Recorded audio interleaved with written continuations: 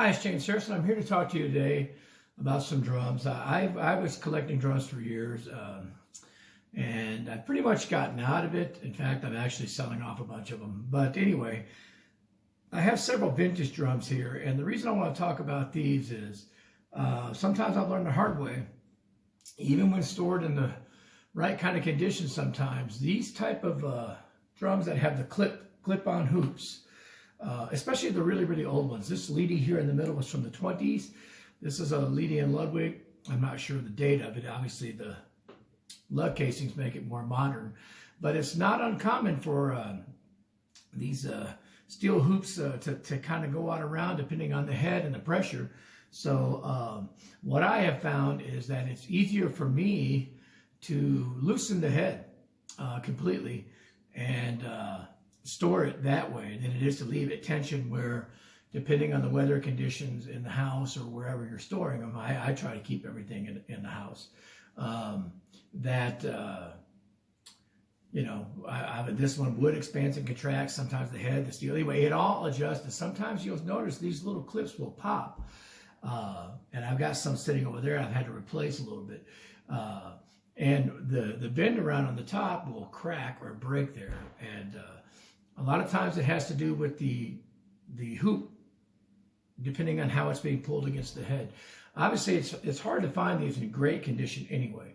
Now, so my quick tip, I guess I would say, is that when you're storing something like this, I think it's good to loosen them. I'm sure some people will argue that and say, oh, tighten them down and everything, but I think it's good to take the pressure off. This particular drum, I don't know if you can see it in the picture, this is a Kent snare drum. It's a vintage Kent. This is exactly as I got it. Okay, still got the old head on the top and whatnot. Now this particular one is a single tension, so you tighten this one and it tightens both heads at the same time. So I try to store it very loose, okay? This Leedy one's tuned down right now. As you can hear, this one's still pretty much tuned up right now. But before I put it in the case and put it away, I'm going to loosen the tension on there just so I'm not putting pressure on these clip-style hoops like this. And here's one that's messed up. You see it bent. I don't know if you can see that or not. It should be clipped around more. In fact, if I put pressure on here, it's probably going to snap anyway. So I moved it back into place. I'll just go, it's got a crack, so I'll just show you. It bends back like that. Okay, so I've got some various ones that I've had to replace on certain drums.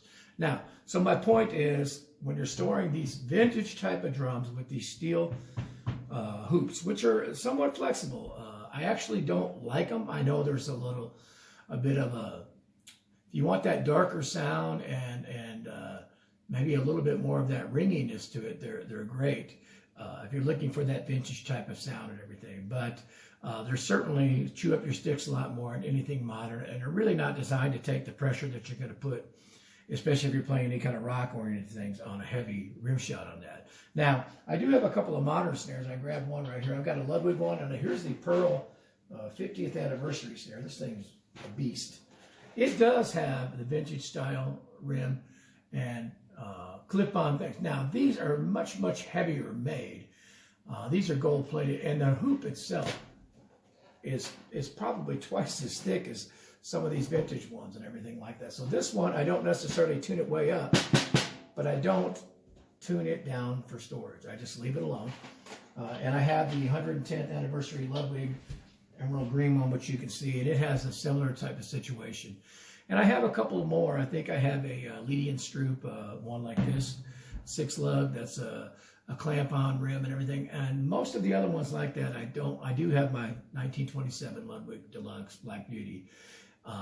That's got calfskin heads on it, so I deal with that one differently. But anyway, my point is, if you're going to have or collect these type of drums, be careful how you store them, because you can run into problems. That being said, if you think you might be interested in these, feel free to message me somehow. I am selling off, I'm not selling that Pearl, but I am selling off several of these vintage ones because I just don't use them, and at this point they might become of use to somebody else. So let me know what you think, but there's a quick tip for you. If you have the vintage ones, I detune them to store them. There you go.